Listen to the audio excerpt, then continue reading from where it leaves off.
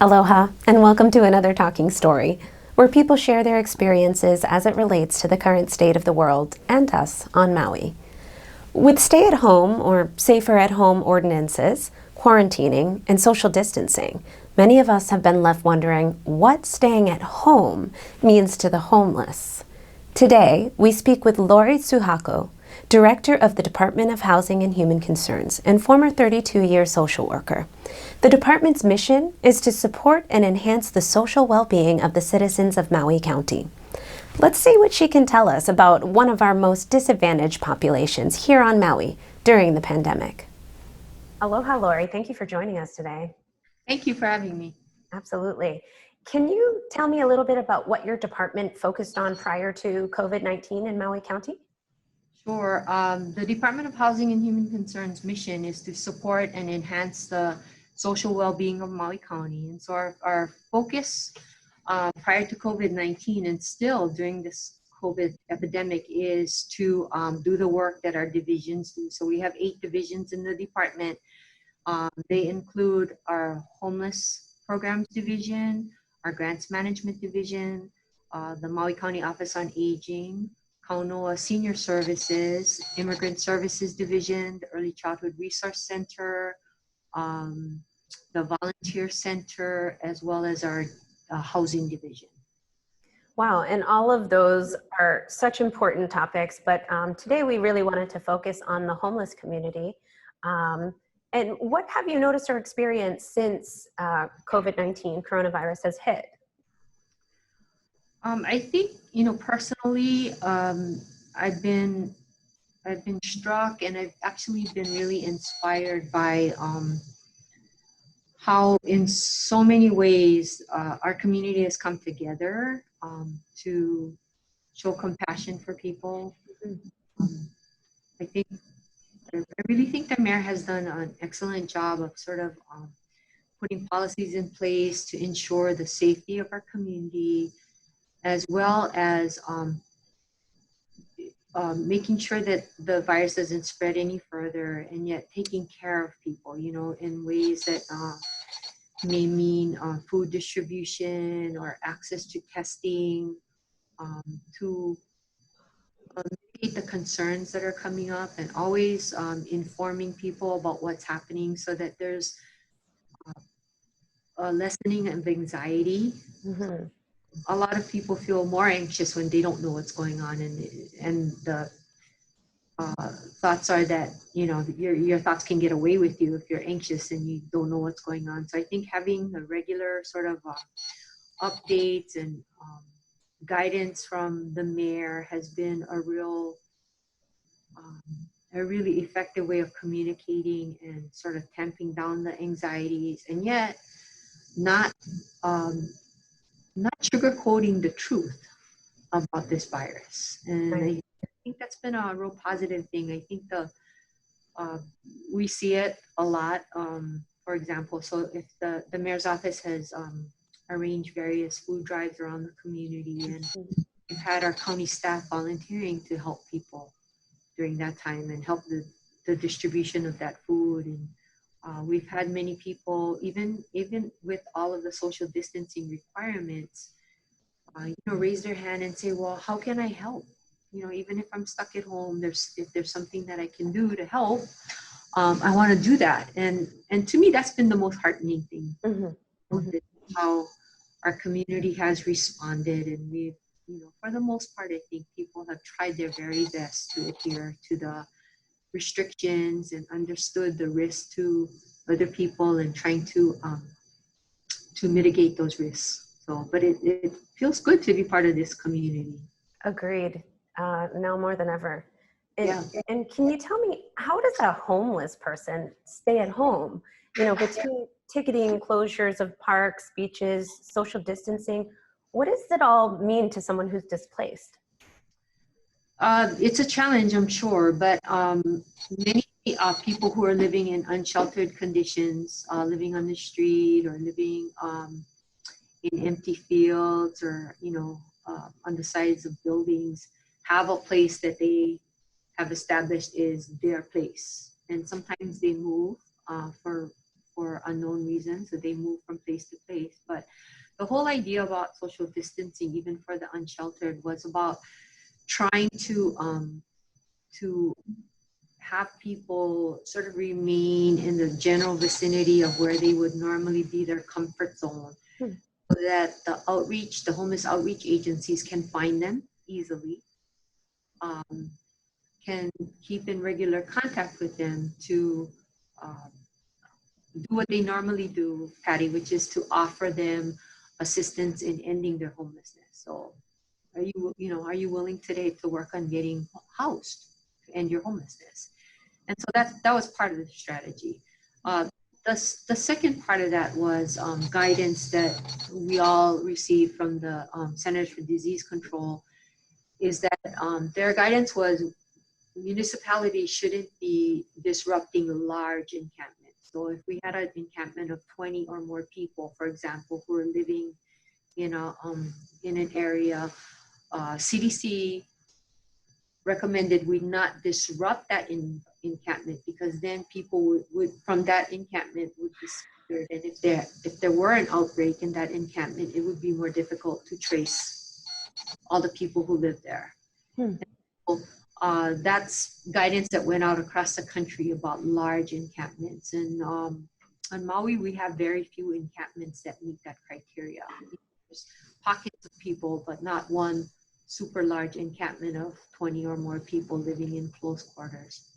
So the outreach workers who are going out and regularly checking in with the unsheltered are providing information, how to keep safe in COVID times, try to provide supplies like hand sanitizer and things of that nature to mitigate the risk of infection from touching things. And we've tried to really educate people about what social distancing means. So if you are going to stay in an area with other people, try to separate yourselves by 6 feet so that there's you reduce the likelihood of transmission. Sure. And I know other islands have taken some proactive efforts in building temporary shelters, like Hale Hanakahi, the facility on the Big Island. How feasible is it for Maui to do something along those same lines? And if so, what locations would make sense for something like that? Yeah, the mayor has been considering that. A few weeks ago, there was a purchase of some what is called a pallet home. It's an easy to assemble, very tiny home, and is considering using those for those unsheltered homeless who would agree to be housed in that kind of a unit. We're looking at different sites because there's certain criteria that need to be followed in order to, because the units obviously don't have plumbing and they don't have electricity necessarily. So not every, you kind of just take one of those buildings and slap it somewhere and have it work as a shelter for people. So we need to look at appropriate infrastructure and management of that. So if you can imagine having a cluster of about even as few as 2 or 3 of these, you need to have some form of management of it in order to ensure that there's safety and security for people who are there. Sure. So we're still looking into that. That makes a lot of sense. And I know that for a while, there was a lack of public restroom facilities when the shutdown first began. And then Mayor Victorino announced the reopening of the public restrooms on April 6th. Public perception is that was mainly for the homeless population. Has this created a shift in where many of the unsheltered individuals are moving, or where these resources are available? I know that the Parks Department did a very gradual reopening. So they strategically identified some interior parks and some beach parks for opening. It wasn't done primarily to give access to homeless individuals. It was really done for the purpose that the mayor said, which is to open access for the public to have opportunities to exercise on walking path, biking, jogging, doing that sort of thing, swimming. So it was really for a larger public purpose. We know that people who are unsheltered do use those facilities, but it wasn't done primarily for that purpose. The county did install porta potties and mobile hand washing sort of facilities and showers close to Kanaha Beach Park, which is still not yet reopened. We sort of looking at the population down there and knowing that some people who are there have been homeless for a while. Some people who are there at any given time of the day are actually housed, but who come to recreate with those who are there. So there's a mixed population there. And the baseline mission of our contractors in homelessness is to help people who are unsheltered get shelter, become sheltered. So either enter a homeless shelter or ideally go from living in unsheltered conditions into permanent homes. And we've achieved that. I'm really happy to say that there's been a couple of people who've been living down there for a long time who've been permanently housed right now since this epidemic began. That's fantastic to hear. And speaking of shelters, we've heard of one testing drive among staff and clients of Maui's homeless resource community after a confirmed case last month. Do you feel that that is sufficient given the population and the added vulnerabilities that they face? That was a wonderful testing drive, and we want to give thanks to Dr. Miskovich, whose staff helped with that, and to our colleagues at the mayor's office, as well as our colleagues in the homeless service community. What happened was that testing site was established at Family Life Center, and their staff went and shuttled people in and out so that there's appropriate social distancing. They paired the desire to be tested with offers of further social services geared toward housing, which is how those services should be done.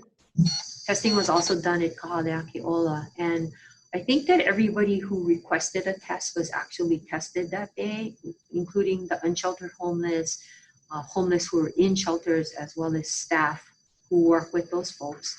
And we've been fortunate that there's other partners in the community who are still doing testing. And I feel very confident in saying that if there's people in the unsheltered homeless community who would like access to testing, that the outreach staff or the homeless shelters would be happy to help them arrange that.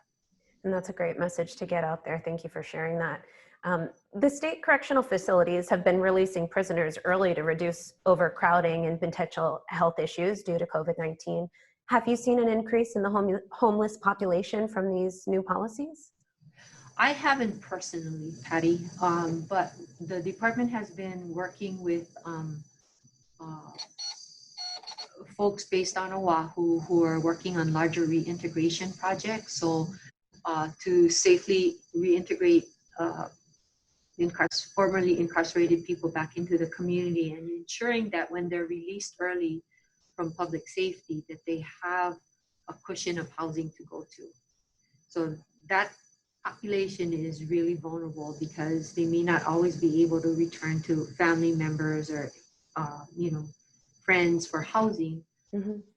Given some restrictions on felony convictions or the type of offenses that are committed, some of them may not be able to be housed, in public housing facilities, for example. You can't be a felon. So there is a movement to address that. I personally haven't seen or heard too many stories of inmates being released from MCCC into homelessness. I think our colleagues at MEO who have a reintegration program are applying for a grant through Hawaii Community Foundation to expand some housing options for that particular population, to give them a little bit of a softer cushion to jump off of so that they don't become homeless. Fantastic.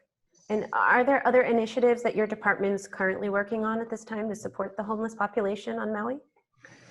Well, we're doing very early on in the COVID emergency. The mayor announced a help program with $2 million in emergency financial assistance granted to MEO to be the first line of defense against financial challenges brought on by COVID. And this is not specifically for homeless people. It's for all of us whose families have been touched by layoffs, uh, challenges with food insecurity, and challenges paying utilities when you don't have any income at all. And so that program is being administered by the Department of Housing and Human Concerns. We've also worked to supplement the funding to some of our homeless service providers so that services can be extended to Molokai to deal with, the particular aspects of the homeless population there. We're also looking at, there have been some folks from the continent who've flown to Maui expecting to enter a homeless shelter after exiting the plane. And of course, not going through the 14-day quarantine, right? Because they come without a place to be. And so there's been some of those folks who've been identified, and I give a lot of credit to our homeless service providers who've identified those folks, who work with them as well as their families and friends on the mainland to try and get them back to the mainland, because it's not a time to be here. Well, it's not even a time to come to Hawaii. Right. So there's been a handful of those folks too that have been talked to and invited to if your family pays for half your airfare, we'll pay for the other half if you need to go. Yeah. And this is not a time to come here, especially Right. to come here and be homeless. That's definitely the right choice for Maui County, I think, at this time. Now, you mentioned unemployment, and I just kind of wanted to quickly touch upon this. Do you anticipate that there's going to be a spike in homelessness just due to all of the circumstances surrounding COVID-19 and layoffs? I really hope not, Patty. So the department has been working with mayor's office and the managing director's office, as well as consulting with members of the county council, including Chair Lee and Miss Kama and Miss Rollins Fernandez. So we have a very, I think, a really good plan to address the financial concerns, and the whole aim of the giving financial assistance is to help people remain housed.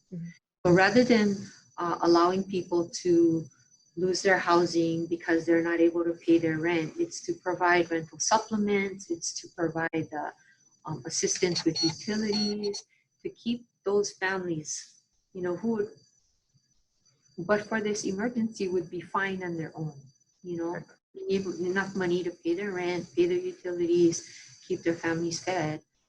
But with this emergency, they're struggling. Well, which bill do I pay first? Offering that financial assistance to keep families housed rather than allowing them to fall into homelessness and then having these families go through the trauma of becoming homeless and then being rehoused again. So, we're using a strategy of combining anticipated federal funds to deal with this emergency and helping people maintain housing. If they do become homeless, to house them immediately right after, using some of this federal financial aid on a sequential basis, and tying that all together if they need more time with county assistance, so that we can establish a cushion of about 6 to 9 months for people who are in this vulnerable category. Keep them housed, give them time to collect their unemployment benefits, give them time to apply for food stamps, give them time to sort of go through those processes that'll keep them afloat financially and not have the traumatic and the, I guess, emotionally really challenging experience of becoming homeless. And we know that people depend on their families, there might be 3 families living in a house instead of 2, or families sleeping in a carport, because that's a way they can maintain some form of safety and avoid getting all their belongings wet on a day like we have today, where it's rain outside. Right. That's the focus for the department and for the county, is to the extent possible, use the resources we have to keep people housed and not allow them to fall into that realm of homelessness. And we're lucky that we have someone like you looking out for everyone in that way. Is there anything else that the community can do to help support at this time? I think, okay, so there's many volunteer efforts going on to assist people. And I think that that's a really wonderful thing. I think the food issue is really of concern to me.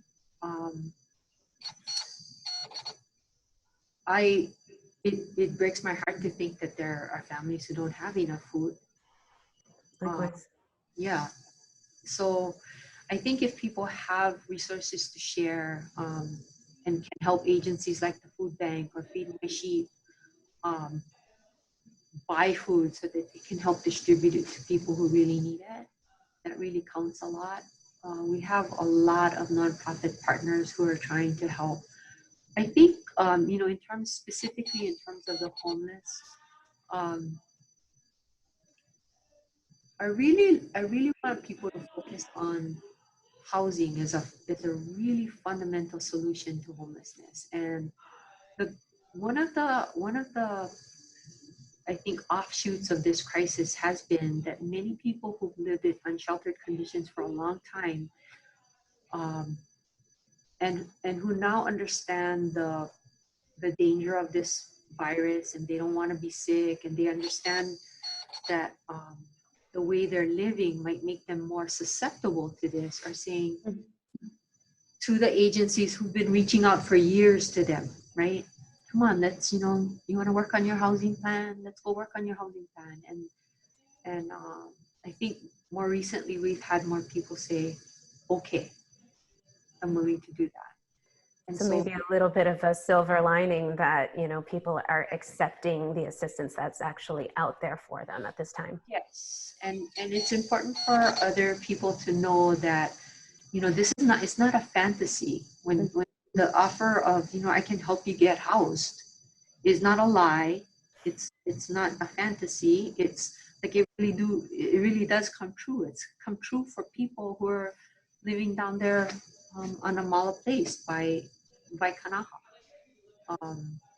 And I wish I could tell you who it was, but I'll tell you that, that there's been families who've been placed in housing, and that's like a super, super validating thing for the family, as well as for the agencies who are doing this hard work and heavy lifting every day. And for makamuks like me who can sit in an office but know that those victories happen. And it means that the life of that one family is impacted, right? But it has a larger rumble, because now other people who are unsheltered know that, oh, that's not BS. It really does happen.